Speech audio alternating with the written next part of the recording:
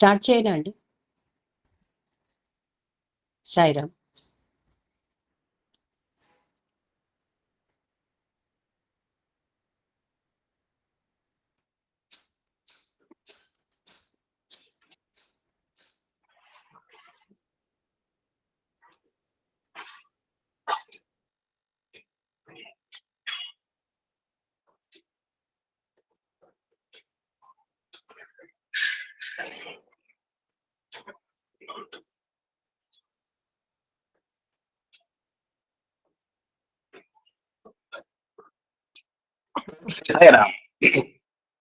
భగవాన్ దివ్య శ్రీచరణాలకు హృదయపూర్వక నమస్కారాలు.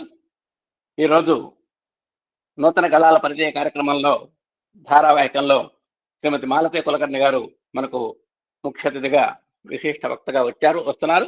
వారిని గురించి కొన్ని పరిచయ వాక్యాలు చూద్దాం. పార్థసారథి గారు వినపడుతోంది సార్? సార్. Okay sir. వీరి పేరు ఇప్పుడు మనం ప్రసంగించబోయేటువంటి మహిళామణి పేరు మన ఆత్మీయ సోదరిమణి పేరు Malathi Kulkarni. Date of birth 28/2/1960, 64 సంవత్సరాలు. వీరు ఉండేటువంటి ప్లేస్ నాగోలు, హైదరాబాద్. వీరి పేరెంట్స్ శ్రీ వెంకట్రావు గారు, శ్రీమతి పద్మావతి గారు. వీరి యొక్క భర్త గారి పేరు రాఘవేంద్రరావు కులకర్ణి. వీరికి 2 కుమారులు ఉన్నారు. Number 1 software engineer in USA. Number 2 ఆయన మరి వీరు ఫార్మసీ సైన్సిస్ట్ గా పనిచేస్తున్నారు. ఫార్మసీ సైన్సిస్ట్ గా వీరు బాక్స్టర్ కంపెనీ US లో పనిచేస్తున్నారు. తర్వాత ఎడ్యుకేషన్ వీరు MCom BAD. ఆక్యుపేషన్ వీరు ఉపాధ్యాయురాలుగాను లెక్చరర్ గా కూడా అమూల్యమైనటువంటి సేవలు అందించారు మన మాలతి కులకర్ణి గారు. అలాగే సాయి పదంలో ఒకసారి విచారిస్తే మనం ఆమె చక్కగా చిన్నప్పటి నుంచి సాయి భజనలు పాడటం అనేది ఈ అమ్మాయికి చాలా అలవాటు ఉంది. తర్వాత వీరు 2022లో మన గురువు గారు చుట్టమైనటువంటి విద్యాసాగర్ గారి యొక్క గురుత్వంలో పుట్టపర్తి సందర్శించడం జరిగింది. మరి యాక్టివ్ సేవాదళ మెంబర్ ఇవా, అలాగే గుడ్ భజన సింగర్, అలాగే మరి వర్ధమాన వక్త. ఎప్పుడు కూడా మరి ప్రేమతత్వాన్ని, స్వామివారి యొక్క ప్రేమతత్వాన్ని బాగా జీర్ణించుకున్నటువంటి వ్యక్తి. అలాగే యూనిటీ, డివినిటీ, ప్యూరిటీ పట్ల ఆసక్తి, శ్రద్ధ, ప్రపత్తి కలిగినటువంటి వారు మాలతి కులకర్ణి గారు. ఆ మాలతి కులకర్ణి గారిని ఇప్పుడు స్వామి యొక్క జీవన విశేషాలు చెప్పవలసిందిగా హృదయపూర్వకంగా మనం ASP తరఫున, మన గురుతంపతం తరఫున హృదయపూర్వక ఆహ్వానం చేస్తాం. మాలతి కులకర్ణి గారు, మీకు స్వాగతం, సుస్వాగతం. మీ యొక్క ఉపన్యాసాన్ని ప్రారంభించండి. సాయిరామ్. సాయిరామ్. ముందు ప్రార్థన చేసుకుని తర్వాత మొదలుపెడతాను. గణానాం త్వా గణపతిగుం హవామహే కవీం కవినాముపమశ్రవస్తమం జ్యేష్ఠరాజం బ్రహ్మణాం బ్రహ్మణస్పత ఆనశృణ్వన్నోతి బిస్సీదసాదనం ప్రణో దేవి సరస్వతి వాజేభిర్వాజినీవతి దీనామవిత్రయవతు.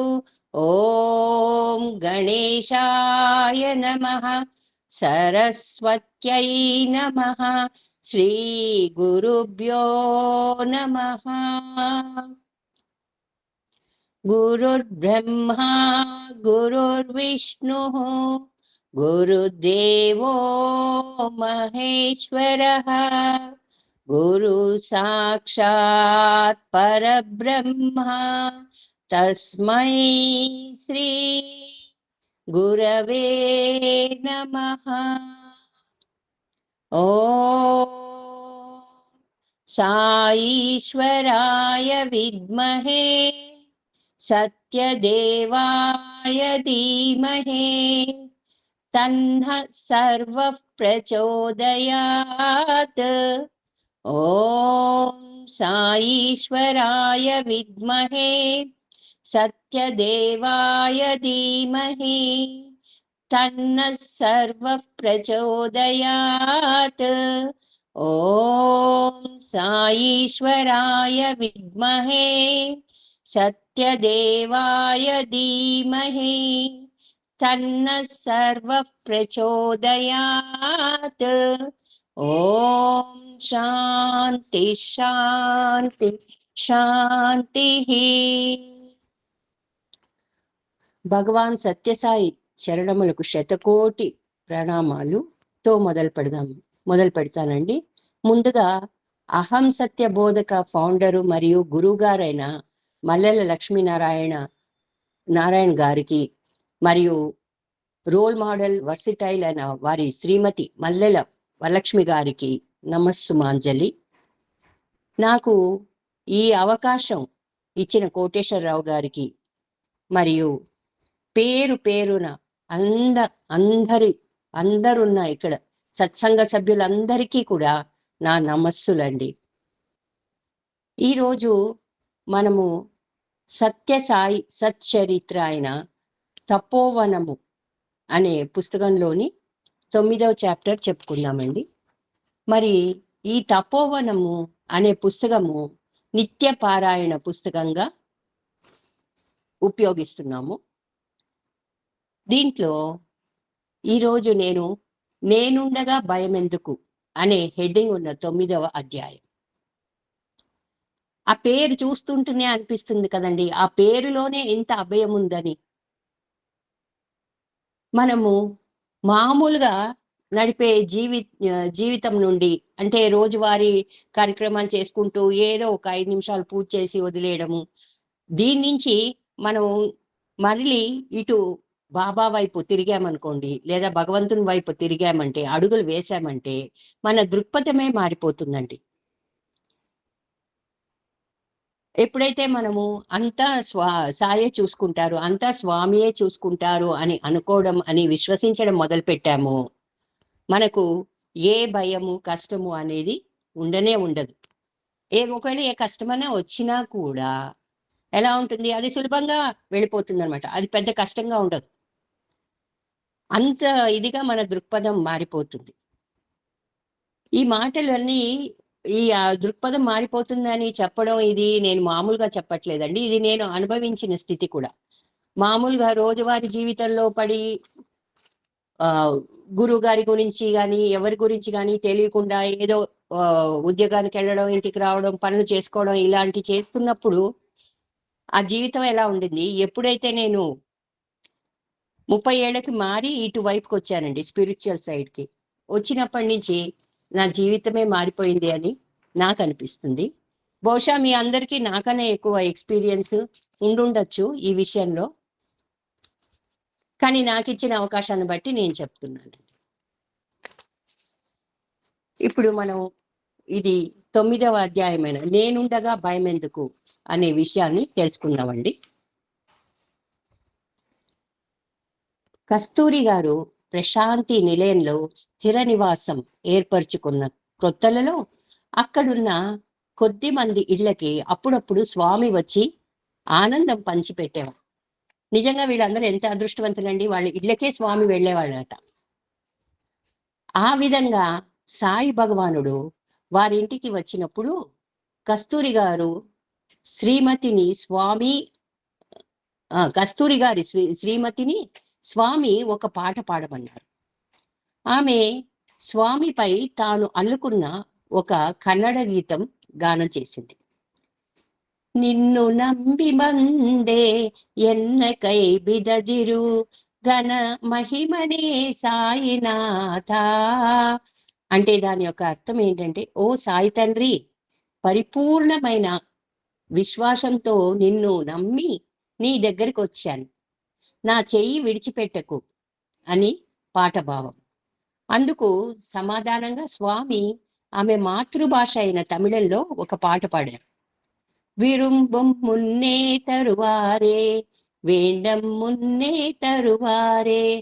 సాయిబాబా ఏమన్నారు, భయం ఎందుకు, మీరు కోరక ముందే సాయిబాబా వరాలు ప్రసాదిస్తాడు, మీరు ప్రార్థించటానికి ముందే మీ రక్షణకై ఆయన పరుగును వస్తాడు అని ఆ పాట భావం. ఎంత మంచి సమాధానం అండి. అసలు వింటుంటేనే ఒళ్ళంతా పొంగిపోతూ ఉంటాం మనం అసలు అది వింటుంటే. అది ఆ పాట భావం. అది ఆవిడ ప్రత్యక్షంగా అనుభవించారు. నిజంగా చాలా అదృష్టవంతులు. భక్తురాలు అడిగిన ఆ మాటకు భగవంతుడిచ్చిన సమాధానం ఎంత అద్భుతంగా ఉంది కదా. యాక్చువల్గా ఆ సమాధానం ఆమె ఒక్కరి కోసం కాదండి. ఇదంతా మనం ఎందుకు చదువుకుంటున్నానంటే సాయిబాబా వారు చెప్పే విషయాలన్నీ మనందరికీ వర్తిస్తుంది. ఈ ప్రపంచంలోని ఆర్తులందరికీ వర్తిస్తుంది. అంతేకాదు ఈ విశ్వంలోని జీవకోటికి అంతటికీ కూడా వర్తిస్తుందండి. ఈ విషయంలో ఒక సంఘటన చెప్పారు ఇక్కడ. దాని పేరు లారీ క్రింద పడిన బాలుడిని కాపాడబడిన విధానం. 1955లో జరిగిన సంఘటన ఇది. ప్రశాంతి నిలయంలో మందిరం చుట్టూ భక్తుల నివాస భవనాలు తయారవుతుంది. 11 సంవత్సరాల బాలుడు ఒకడు అక్కడ నిర్మాణ కార్యక్రమాలలో చురుకుగా సేవ చేస్తున్నాడు. అప్పుడే ఇటుక రాళ్ళు లారీ వచ్చింది అక్కడికి. ఆ బాలుడు ఇటుకలనన్నిటినీ క్రిందకు దింపటంలో బాగా సహాయం చేశాడు. లారీ అంతా ఖాళీ చేసి దిగి వచ్చి ఆ లారీ వెనుక నిలబడి తన శరీరానికి బట్టలకు అంటుకున్న దుమ్ము దులుపుకుంటున్నాడు. ఆ హడావిడిలో డ్రైవర్ ఆ లారీ ఇంజిన్ స్టార్ట్ చేసిన విషయం గాని అది వెనక్కు వస్తున్న విషయం గాని అతడు గమనించనే లేదు. ఆ డ్రైవరు లారీ వెనుక ఆ కుర్రవాడున్న విషయం గమనించకుండానే లారీని వేగంగా వెనక్కి తిప్పాడు. ఈ బాలుడు ఒక్కసారిగా చూసేసరికి ఆ లారీ మృత్యువులాగా పెద్ద శబ్దంతో తనను నెట్టుతుండగా అతడు భయంతో అచేతనుడై కాళ్ళు తడబడగా అక్కడే పడిపోయాడు. ఘోరమైన సంఘటన జరిగింది. కర్కశమైన ఆ పెద్ద లారీ టైరు అతని సుకుమారమైన కాలు మీదుగా వెళ్ళింది. ఆ సమయంలో అతడు చేసిందల్లా పెద్దగా అరుస్తూ స్వామి అని పిలవటం ఒక్కటే. వెంటనే అతడు అక్కడే కళ్ళు తిరిగి స్పృహ తప్పి పడిపోయాడు. ఆ చుట్టుపక్కల ఉన్నవారు అతని అరుపు విని గబగబా వచ్చి లారీ కింద నుంచి అతన్ని బయటకు తీసి టైరు నొక్కేసిన అతని కాలుకి టవల్ చుట్టారు. తర్వాత ఏం చేయాలో తోచక ఆందోళనతో వాళ్ళు తల ఎత్తి స్వామి మందిరం వైపు చూశారు. ఆశ్చర్యం! అప్పుడు భగవాన్ బాబా మేడపై బాల్కనీలో నిలబడి ఇటే చూస్తున్నారు. జరిగిన విషయం వివరించే లోపునే స్వామి వారితో అతన్ని మందిరానికి ఆనుకొని ఉన్న వైద్యశాలకు తీసుకొని వెళ్ళమన్నారు.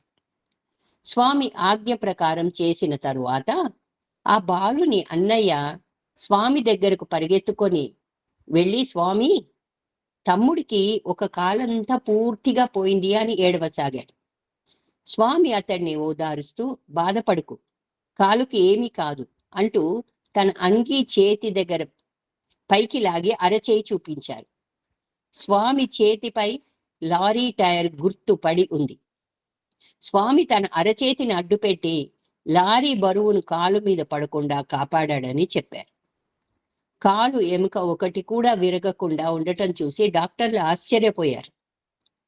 స్వామి దివ్య సంకల్పం, అపారమైన కరుణ వల్ల త్వరలోనే ఆ బాలుడు పూర్తి ఆరోగ్యాన్ని పొందాడు.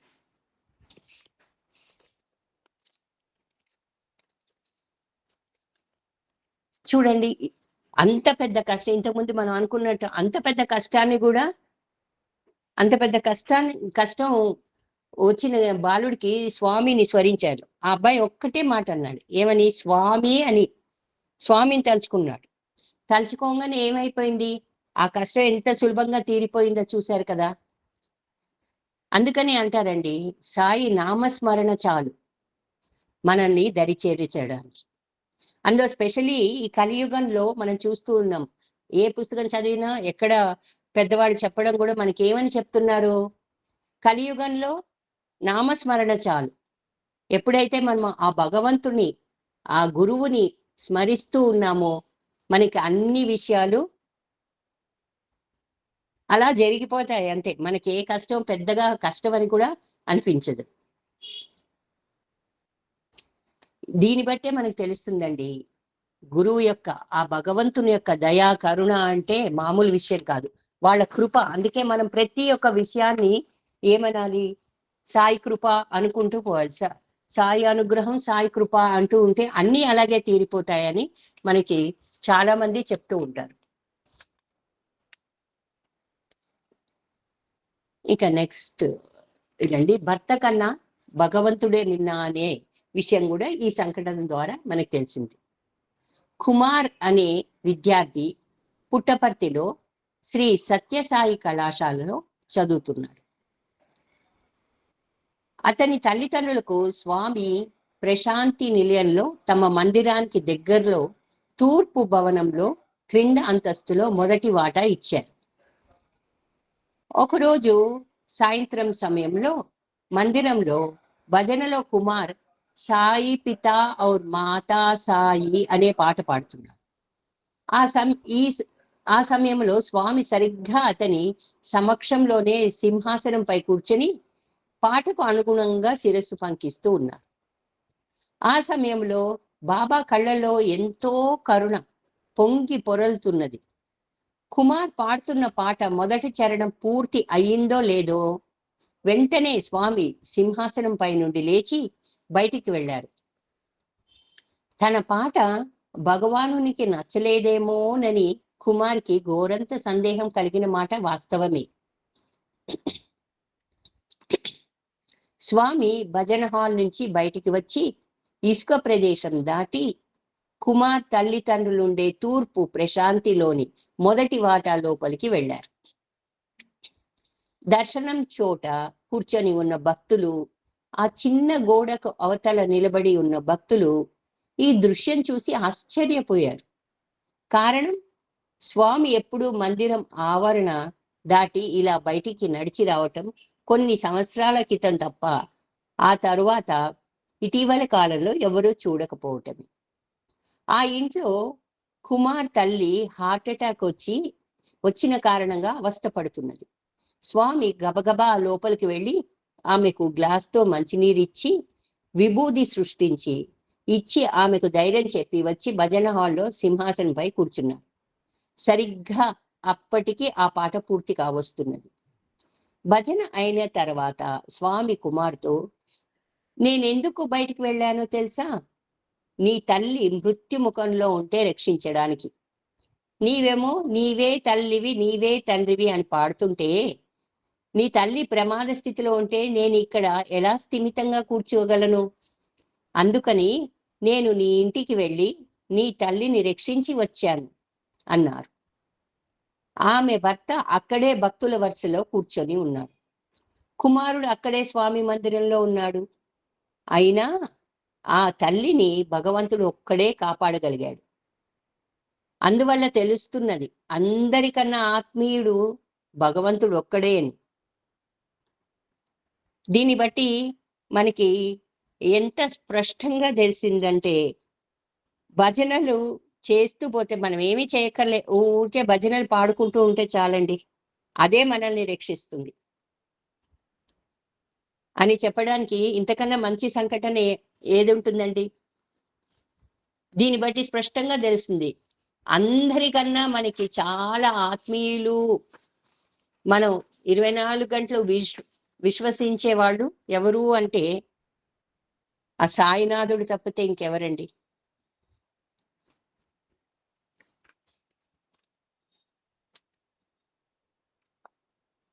ఇంకా మంచి సంఘటన ఇంకోటి కూడా మనకి చెప్పబడిందండి ఈ పుస్తకంలో. మాతృదేవత కన్నా మరింత సన్నిహితుడు భగవంతుడే. ఇంతకుముందు ఏమన్నారు మనకి? భర్త కన్నా దగ్గరవాడు భగవంతుడే అని. ఇప్పుడు మాతృదేవత కన్నా మరింత సన్నిహితుడు భగవంతుడే అనే సంఘటన మనకి చెప్తున్నారు. దీన్ని బట్టి ఏం తెలుస్తోంది మనకి? మనం 24 గంటలు అంటే ఒక రోజు కాదు, ఒక గంట కాదు, ఒక నిమిషం కాదు, 24 గంటలు ప్రతి క్షణం ప్రతి నిమిషం మనం ఎవరిని గురించి ఎవరి నామస్మరణ చేయాలి, ఎవరి గురించి తలుచుకోవాలి అనేది మనకి ఈ సంఘటన ద్వారా స్పష్టంగా చెప్పబడిందండి. ఇంకా వేరే దేని గురించి మనం ఆలోచించగలే. ఈ బాహ్య విషయాలు, ఈ లోకంలో ప్రపంచంలో జరిగే విషయాల గురించి మనం ఊరికే తాపత్రయపడి, అబ్బా ఇది ఎట్లా చేయాలి, అది ఎట్లా చేయాలి, ఈ పనులు ఎట్లా చేయాలి అనే ఈ కర్మల విషయంలో మనం చాలా చాలా ఆలోచిస్తూ టైం వేస్ట్ చేస్తున్నాం అనిపిస్తోంది. ఎందుకంటే వీటన్నిటి గురించి మనం ఆలోచించి ఏదో మనం ఉద్ధరించామనుకుంటాం గానీ ఏది కాదు. అంతా ఆ సాయినాథుడికే మనం వదిలేసామనుకోండి, బాబాని స్మరిస్తూ, బాబా గురించి ఆలోచిస్తూ, బాబా గుణ విశేషాలను చెప్పుకుంటూ ఉన్నామంటే, ఈ కర్మలు, మనం చేయాల్సిన పనులు ఈ ప్రపంచంలో అన్నీ వాటంతట అవే జరిగిపోతాయి. ఇది మాత్రం మనం ఎప్పుడూ జ్ఞాపకం పెట్టుకోవాలి. ఈవెన్ గాఢ నిద్రలో కూడా మనం ఆ నామస్మరణ చేసుకుంటూ ఉన్నామంటే అది మనల్ని అదే కాపాడుతుందండి, ఇంకేమీ కాపాడదు. ఆ విషయం ఈ సంఘటనలు మనం చదువుతుంటే, మనం పారాయణ చేస్తుంటే తెలిసిపోతుంది. అందుకే ఈ పుస్తకాన్ని పారాయణ పుస్తకంగా పెట్టారండి. మాతృదేవత కన్నా మరింత సన్నిహితుడు భగవంతుడే. ఒకసారి మద్రాసులో ఎస్ఏపి కళ్యాణ మంటపంలో స్వామి ఉపన్యాసం ఏర్పాటైంది. వేల మంది స్వామి సందర్శనం కోసం, సుమధుర భాషణం కోసం ఎదురు చూస్తున్నారు. భగవాన్ బాబా దివ్య మంగళ రూపం అందరికీ ఆనందం కలిగించింది. దర్శనం అనంతరం స్వామి తెలుగులో ప్రసంగించటం ఆరంభించారు. ఆ ఉపన్యాసాన్ని చిత్తూరు నాగయ్య గారు పక్కన నిలబడి తమిళంలోకి అనువాదం చేస్తున్నారు. సభ అంతా ప్రశాంతంగా, నిశ్శబ్దంగా ఉంది. తమ అత్యంత ప్రియమైన భగవానుని దివ్యవాణి వీణులారా గ్రోలుతూ అందరూ మైమర్చి ఉన్నారు. ఆ సమయంలో ఒక్కసారిగా ఒక తల్లి ఒడిలో ఉన్న సంవత్సరం వయసున్న చిన్న బాబు కెవ్వున ఏడవటం మొదలుపెట్టాడు. అందరూ ఒక్కసారిగా ఏమిటా కారణం అని అటువైపు చూశారు. కొన్ని సెకండ్లు గడిచాయి. వేదికపై స్వామి చిరునవ్వు నవ్వుతూ ఉండడం అందరూ చూశారు. స్వామి ఆ చిన్న బాలుణ్ణి ఆశీర్వదిస్తున్నట్టు అభయహస్తం చూపించి వెంటనే గుప్పిట మూసివేశారు. అంతే, ఆ పసివాని ఏడుపు వెంటనే ఆగిపోయింది. ఆ బాలుడు అకస్మాత్తుగా అలా ఏడ్చిన కారణం, అకస్మాత్తుగా అలా ఏడుపు మానిన కారణం ఎవ్వరికీ అంతుపట్టలేదు. అప్పుడు స్వామి మూసి ఉంచిన తన గుప్పిట తెరిచి పక్కన నిలబడిన చిత్తూరు నాగయ్య గారికి చూపిస్తూ, ఆ బాబు గొంతులో పావలా బిళ్ళ ఇరుక్కుపోయింది, తీసేశాను అన్నారు. నాగయ్య గారు ఆశ్చర్య ఆనందాలతో మైకులో ఈ విషయం చెప్పేసరికి అందరూ ఆనందంతో కరతాళ ధ్వనులు చేశారు. తన బిడ్డ ఒడిలో ఉన్నప్పటికీ అతని సంగతి దగ్గరున్న తల్లికే తెలియలేదు. దీనిని బట్టి తల్లి కంటే భగవంతుడే ఎంతో సన్నిహితుడు అనేది మనకి బాగా అర్థమవుతుంది, బాగా స్పష్టమైంది కదండి. చూడండి, తల్లి కూడా ఏం చేసేది కాదు ఆ విషయంలో. అట్లాంటి సమయంలో కూడా ఆ భగవంతుడే రక్షించాడు, ఆ సాయినాథుడే రక్షించాడు. ఇటువంటి సంఘటనలు చదువుతూ ఉంటే మనకున్న విశ్వాసం ఇంకా ఇంకా ఇంకా గట్టిపడిపోతుంది. ఇంకొక సంఘటన కూడా అదే చెప్పాను. ఆత్మహత్య చేసుకునే వ్యక్తిని రక్షించటం. కలకత్తాలో ఒక యువకుడు ఒక కంపెనీలో అకౌంటెంట్ గా పనిచేస్తున్నాడు. అతని తల్లి స్వామి భక్తురాలు. అతనికి స్వామి మీద నమ్మకం లేదు. ఒకసారి ఆ కంపెనీలో అతడు కొంత ధనం దుర్వినియోగం చేశాడని అతనిపై అభియోగం వచ్చింది. ఆ నింద భరింపలేక అతడు ఆత్మహత్య చేసుకుందాం అనుకున్నాడు. అతని తల్లి భగవాన్ బాబాకు ఒక లేఖలో మా అబ్బాయిని పర్తీకి తీసుకొని రావచ్చా అని స్వామిని అడుగుతూ వ్రాసింది. ఆ లేఖను బాబాకు ఎలా పోస్ట్ చేయాలో తెలియక ఆమె ఆ ఉత్తరాన్ని తన ఇంట్లో పూజా మందిరంలో స్వామి ఫోటో వెనుక పెట్టిందండి. ఆ యువకుడు ఆత్మహత్య చేసుకొనుటకై గంగానది వంతెన మీదకు వెళ్ళాడు. అక్కడి నుంచి క్రిందకు గంగానదిలో దుక్కితే చాలా తేలికగా ప్రాణం తీసుకొనవచ్చునని అతని అభిప్రాయం. సరిగ్గా ఆ ప్రయత్నంలో ఉన్న సమయంలో అతనికి పుట్టపర్తికిరా పుట్టపర్తికిరా అనే పిలుపు వినబడసాగింది. అతనికి ఆశ్చర్యంగా అనిపించింది. పుట్టపర్తి పుట్టపర్తి అని ఒకటే వినిపిస్తున్నది. ఇక అతను ఆత్మహత్య ప్రయత్నం విరమించి స్టేషన్కు వెళ్ళి బెంగళూరు టికెట్ తీసుకొని రైల్లో కూర్చున్నాడు. ఆ రైలు చక్రాలు కూడా పుట్టపర్తి పుట్టపర్తి అంటున్నట్టు వినపడసాగింది. రైలు వేగంగా వెళ్తున్నప్పుడు ఆ శబ్దం వేగంగాను, రైలు నిదానంగా వెళ్తున్నప్పుడు ఆ శబ్దం నిదానంగాను వినిపించసాగింది. అతడు బెంగళూరు చేరగానే అక్కడ నుండి పెనుగొండకు టికెట్ కొందామని బుకింగ్ కౌంటర్ దగ్గరికి వెళ్ళాడు.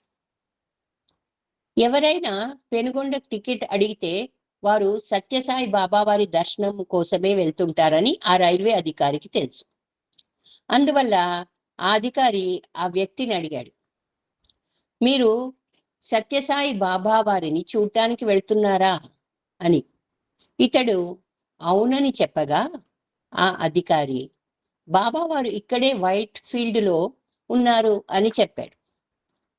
ఆ యువకుడు ఆలోచిస్తుండగా మరలా పుట్టపర్తి పుట్టపర్తి అంటూ చెవిలో మారు మ్రోగటం ఆరంభమైంది. అందువల్ల అతడు పెనుకొండకే టికెట్ ఇవ్వమని అడిగాడు. ఆ రోజులలో పెనుకొండ చేరి పుట్టపర్తికి కొన్ని మైళ్ళు నడవవలసి ఉంది. అలా నడిచి వెళ్ళేటప్పుడు కూడా నడక వేగానికి అనుగుణంగా పుట్టపర్తి పుట్టపర్తి అనే మాటలు వినిపిస్తూనే ఉన్నాయి. అతడు పుట్టపర్తికి రాత్రి 8 గంటలకు చేరాడు. అంతకు 1 గంట క్రితమే అంటే 7 గంటలకు భగవాన్ బాబా పుట్టపర్తి వచ్చారు. ఒక ప్రక్క బృందావనంలో వేసవి తరగతులు జరగబోతుండగా అటువంటి సమయంలో స్వామి పుట్టపర్తికి ఆకస్మికంగా ఎందుకు వచ్చారో ఎవరికీ అంతుపట్టలేదు. అందుకు సమాధానంగా వారితో స్వామి వేసవి తరగతులకు వచ్చే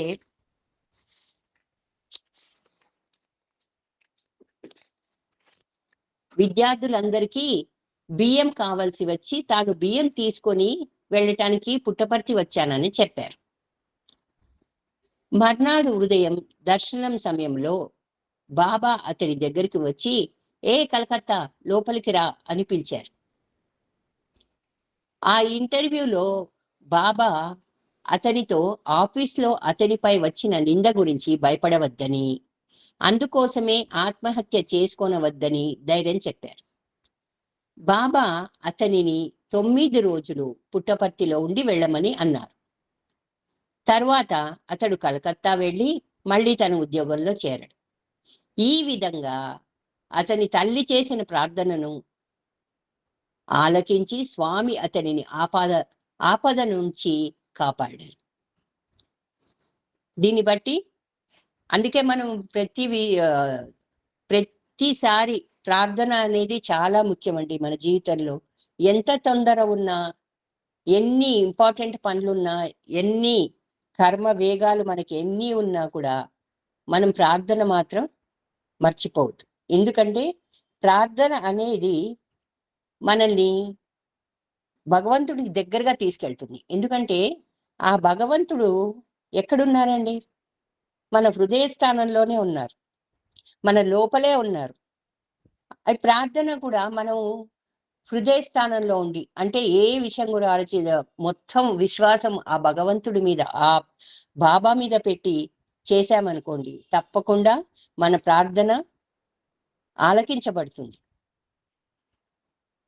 ఆ ప్రార్థన తీరుతుంది కూడా మనం ఏ ప్రార్థన చేశాము. కాబట్టి ప్రార్థన అనేది మన జీవితంలో చాలా ముఖ్యమైనది. మనల్ని ఆ ప్రార్థన వలన మనం భగవంతుడి దగ్గరికి చాలా దగ్గరికి అడుగులు వేసుకుంటూ వెళ్ళిపోతాం. భగవంతుడికి మన మొర వినపడుతుంది. కాబట్టి తప్పకుండా మనం ప్రార్థన అనేది మన జీవితంలో రెగ్యులర్‌గా చేయాల్సిందే.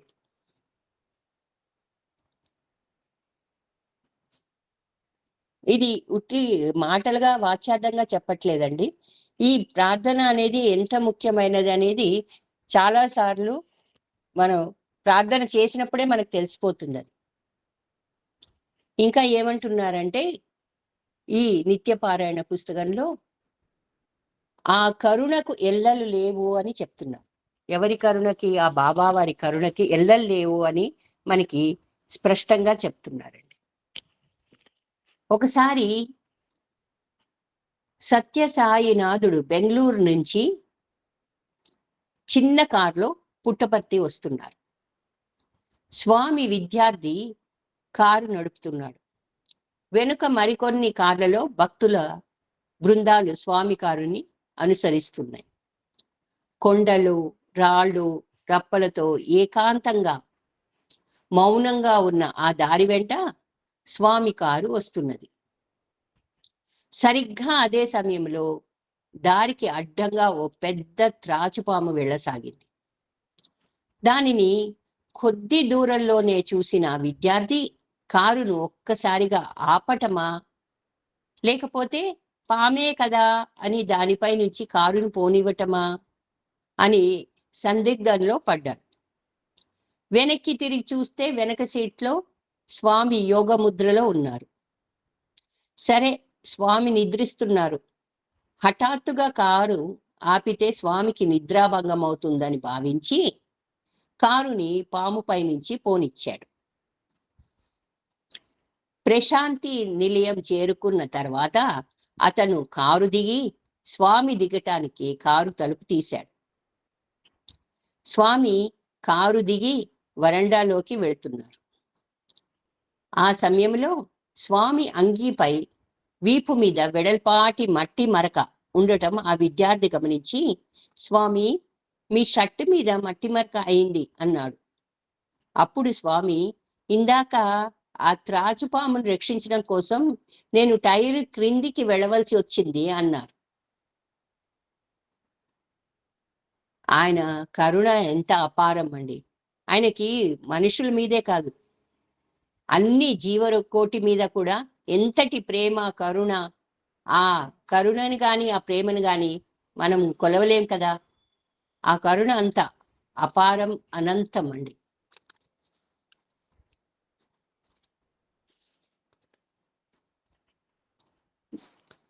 దీంతోని మనం 9వ అధ్యాయం అయిపోయింది.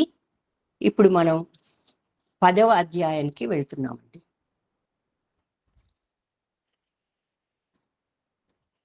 మామూలుగా మనం భక్తి, కర్మ, భక్తి, యోగం, జ్ఞానం అంటారు. ఈ 4 విషయాలని దాటి ఎప్పుడైతే మనం జ్ఞానంలో ప్రవేశించామో అప్పుడు మనం ఎదుగుతూ ఎదుగుతూ భగవంతుడికి పూర్తి దగ్గరగా వెళ్ళిపోతాం. అట్లా మనం ఎదిగే కొద్దీ మన కర్మచక్రాన్ని, కాలచక్రాన్ని కూడా మనం దాటగలమండి. మనమే అంత స్థితికి వెళ్ళగలిగితే ఇంకా స్వామి కాలాతీతుడు. అతడు కాలాన్ని కుదించగలరు, పొడిగించగలరు. అందుకే మనం వారి అష్టోత్తర శతనామావళిలు కూడా ఏమని చదువుతాం? కాలాయ నమః, కాలాతీతాయ నమః అని వాళ్ళ బాబా వారి అష్టోత్తర శతనామావళి చెప్పుకుంటాం. ఈ విషయాన్ని మనకు స్పష్టంగా ఈ అధ్యాయంలో, అంటే కాలాతీతాయ నమః అనే అధ్యాయంలో చక్కగా చెప్తున్నారు. దీంట్లో ఒక సంఘటన కూడా చెప్పారు. దీనివలన బాబా గారు ఎంత చక్కగా కాలాన్ని కుదించగలిగారు అనేది ఈ ఘట్టం మనకి చెప్తుందండి. ప్రశాంతి నిలయంలో వెనకటి రోజులలో సాకమ్మ అనే ఒక భక్తురాలు ఉండేది.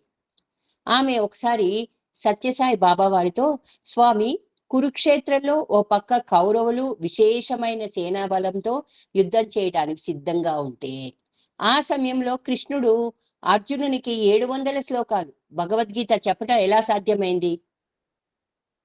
కృష్ణుడు ఆ విధంగా చెప్తుంటే అర్జునుడు వింటుంటే శత్రువులు ఎలా ఊరుకున్నారు అని అడిగింది. ఇటువంటి సందేహం మనకు కూడా మొదట్లో చాలా కలిగిందండి. నాకు కూడా ఈ సందేహం. స్వామి వెంటనే సమాధానం చెప్పలేదు.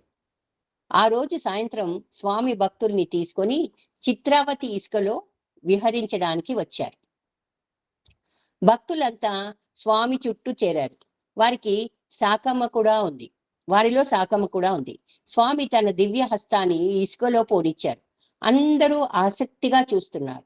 ఆ ఇసుకలో నుంచి ఒక అడుగు పొడవు అర అడుగు వెడల్పు గల ఒక తెల్లని దంతపు బొమ్మను మెల్లగా బయటికి తీశారు స్వామి. అర్జునునికి శ్రీకృష్ణుడు రథంపై ఆసీనుడై గీతోపదేశం చేస్తున్న బొమ్మ అది.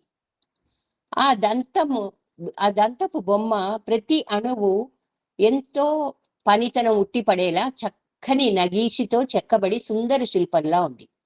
ఆ బొమ్మను ఆశ్చర్యంతో చూస్తున్న శాకమ్మతో స్వామి, ఈ దంత బొమ్మను మానవులు తయారు చేయాలంటే ఎన్ని రోజులు పడుతుంది, ఎంతమంది కళాకారులు అవసరమవుతారు, కానీ స్వామి సంకల్పించిన తక్షణమే ఎలా తయారు చేశాడు? భగవంతుడు తలుచుకుంటే కాలాన్ని తన ఆధీనంలో చేసుకోగలుగుతారు. మానవులకు ఎన్నో నెలలు పట్టే సమయాన్ని ఒక్క క్షణంగా నేను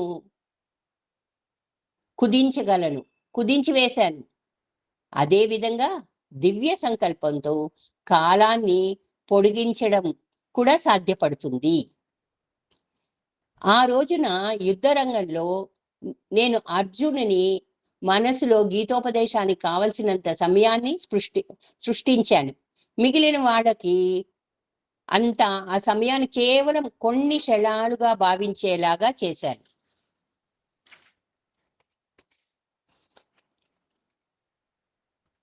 కాబట్టి సత్యసాయి నాథునికి కాలం ఆధీనమై ఉంటుంది. బాబా కాలాన్ని కుదించనుగలడు, పొడిగించనుగలడు. ఎన్నో సంవత్సరాల సమయాన్ని ఒక గంటగా కాలాన్ని కుదించిన సందర్భం కూడా ఉంది. సమయం ఉందా అండి? అయిపోయింది స్వామి. ఇంకో 3 నిమిషాలు మిగిలిందండి అక్కయ్య గారు. 3 నిమిషాలు. ఓ చిన్న సంఘటన చెప్పేసి శ్రీలంకలోని కొలంబోలో ఒక క్రైస్తవ యువకుడు ఉన్నాడు. అతడు కళాశాల విద్య కోసం వచ్చి మద్రాసులోని క్రైస్తవ కళాశాలలో చేరాడు. ఆ సమయంలో అతడు ఒకసారి శ్రీరామకృష్ణ మఠం సందర్శించాడు. శ్రీరామకృష్ణ పరమహంస ఆరాధించిన కాళికాదేవి చిత్రాన్ని చూసి అతడెంతో ఆకర్షితుడయ్యాడు. క్రమంగా ఆ యువకుడు కాళికాదేవి భక్తుడుగా మారి కాళీ ఉపాసన తీసుకొని ఆ మంత్రం జపం చేస్తూ సమాధి స్థితిలో గంటలు గడిపేవాడు. తర్వాత అతడు హిందూ సన్యాసిగా మారిపోయాడు కూడా. మరికొన్నాళ్లకు అతడు తన తల్లిని చూసి రావాలని ఒకసారి కొలంబో వెళ్ళాడు. తన కుమారుడు అలా హిందూ సన్యాసిగా మారటం చూసి నా తల్లి అమితంగా దుఃఖించింది. తన కుమారుడు వైవాహిక జీవితానికి ఇష్టపడడం లేదని గ్రహించి తల్లి అందుకు సమ్మతించింది. కానీ హిందూ సన్యాసి వేషం విడిచిపెట్టి క్రైస్తవ ఫాదర్ గా ఉండమని అభ్యర్థించింది. కానీ అందుకు వ్యతిరేకించిన యువకుడు తన తల్లిని ఆస్తి వ్యవహారాలను విడిచిపెట్టి భారతదేశం వచ్చి పుట్టపర్తికి చేరుకున్నాడు. స్వామి అతనిని ఇంటర్వ్యూ గదిలోకి తీసుకొని వెళ్ళాడు. ఒక గంట సమయం గడిచింది. ఒక్కసారి లోపల నుంచి అమ్మా అని పెద్ద కేక వినిపించింది. మందిరం వరండాలో కూర్చున్న భక్తులందరికీ ఆ కేక వినిపించింది. తర్వాత స్వామి ఇంటర్వ్యూ గది తలుపు తెరిచాడు. ఆ శాక్త సన్యాసి అపాద మస్తకం విభూదితో బయటకు వచ్చాడు. లోపల జరిగిన విషయం ఇది. స్వామి అతనిని ఇంటర్వ్యూ గదిలోకి తీసుకుని వెళ్ళిన తర్వాత అక్కడ ఒక పెద్ద అరణ్యాన్ని సృష్టించి నడు అన్నారు. అంతే, ఆ సన్యాసి అరణ్యలో నడిచాడు. ఆ నడక అంతు లేకుండా సాగిపోయింది. పెద్ద పెద్ద వృక్షాల మధ్యగా అతడు అవిశ్రాంతంగా కొన్నాళ్ల పాటు కొన్ని మైళ్ళు దూరం నడిచిపోసాగాడు. కొన్ని సంవత్సరాలు జరిగిపోయాయి. అప్పుడు స్వామి, ఆగు, వెనక్కి తిరిగి చూడు అన్నారు. ఆ సాధువు ఆగిపోయి వెనక్కి తిరిగి చూశాడు. పరమానంద పారవశ్యంతో అతడు నిశ్చేష్టుడయ్యాడు. అతడు చూసింది ఎవరిని? తాను చిన్నతనం నుంచి ఏ కాళికాదేవిని ఆరాధిస్తున్నాడో ఆ జగన్మాతయే అతనికి సాక్షాత్కరించింది. ఆ సాధుకి చాలా కాలం నుంచి కాళికాదేవి సాక్షాత్కారం కోసం అరణ్యాలలో వెళ్ళి సంవత్సరాల తడబడి తపస్సు చేయాలని కోరిక ఉండేది. ఆ అరణ్య సంచారం, ఆ తపోవన విహారం కేవలం కొద్ది సమయంలో జరిపించి స్వామి అతని కోరికను నెరవేర్చారు. అతడు సంవత్సరాల తడబడి చేయవలసిన తపస్సు కాలాన్ని స్వామి ఒక గంట కుదించి వేశారు. అతడు కోరిన దేవి సాక్షాత్కారాన్ని ప్రసాదించారు. అమ్మా అని హృదయాంతరాళ్లలో నుంచి వచ్చిన పిలుపు విని అతనితో సాయినాథుడు, నాయనా, ఈ కలియుగంలో ఘోరమైన తపస్సు ఎందుకు? నీ ఇష్టదేవత నామం స్మరించు. ఆ నామస్మరణలో నీకు తపస్సిద్ధి కలుగుతుంది అని విభూది సృష్టించి అతనిపై కుమ్మరించి అతనిని ఆశీర్వదించారు. కాబట్టి దీన్ని బట్టి మనకి ఏం తెలుస్తుంది? కొన్ని సంవత్సరాల సమయాన్ని సత్య సాయినాథుడు ఒక గంటగా కుదించిన విశిష్టమైన సందర్భం ఇది. అందుకే మనం అష్టోత్తర శతనామాల్లో కాలాయ నమః, కాలాతీతాయ నమః, కాలదర్ప దమనాయ నమః ఇట్లా మనం చెప్పుకుంటూ వెళ్తాం. దాని యొక్క అర్థం మనకి ఈ సంఘటన ద్వారా స్పష్టమైనదండి. ఈ అవకాశం ఇచ్చిన గురువులకు, కోటేశ్వరరావు గారికి, అందరికీ చాలా చాలా కృతజ్ఞతలండి. సాయిరాం.